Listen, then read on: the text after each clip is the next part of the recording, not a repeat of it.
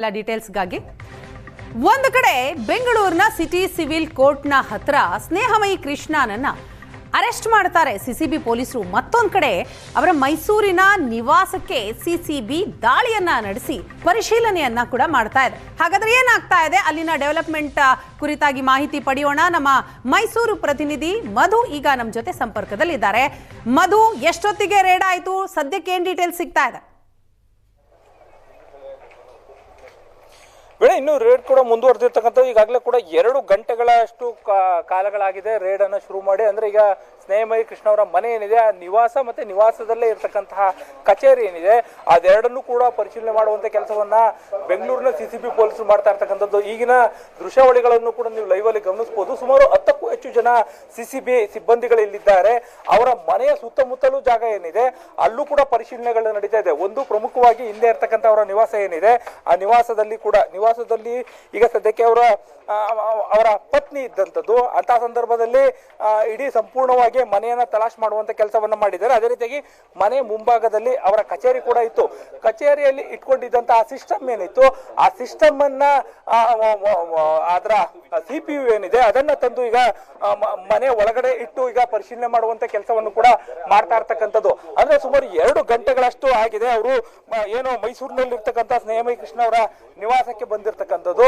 ಅಲ್ಲಿಂದಲೂ ಕೂಡ ಸುಮಾರು 10 ಜನ ಸಿಬ್ಬಂದಿಗಳು ಸಂಪೂರ್ಣವಾದಂತಹ ಒಂದು ತಲಾಶನ್ನ ಮಾಡ್ತಾ ಇರ್ತಕ್ಕಂಥದ್ದು.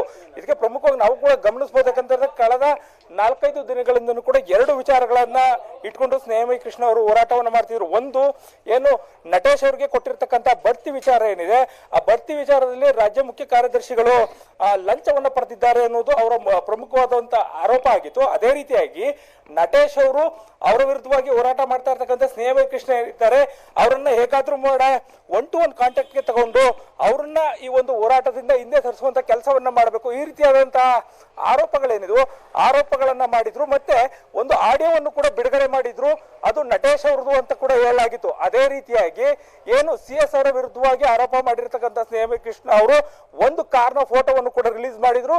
1,60,00,000 ಲಂಚವನ್ನ ಪಡೆದು ಅವರಿಗೆ ಬಡ್ತಿಯನ್ನ ಕೊಟ್ಟಿದ್ದಾರೆ ಅಂತ ಹೇಳಿದ್ರು.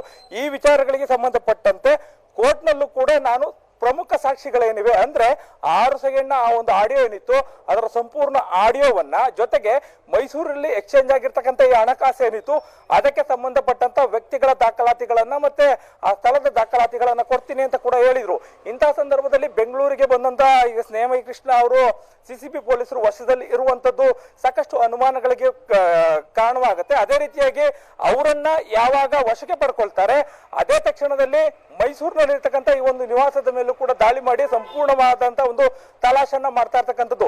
ನೀವು ನೋಡುವಂತ ಈ ಒಂದು ಕಚೇರಿ ಏನಿದೆ, ಕಚೇರಿಯಲ್ಲಿ ನೀವು ಸಾಕಷ್ಟು ದಾಖಲಾತಿಗಳನ್ನು ಕೂಡ ನೀವು ಇಲ್ಲಿ ಗಮನಿಸಬಹುದು. ಈಗ ಅವರ ಪತ್ನಿ ಅವರು ಕೀಯನ್ನು ತಂದುಕೊಟ್ಟಿದ್ರು.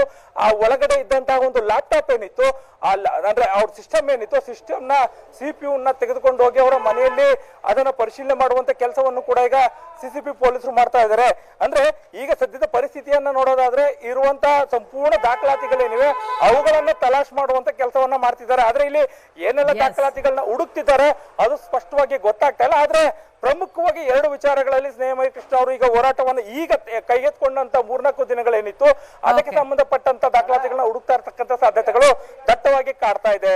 Veena, thank you Madhu.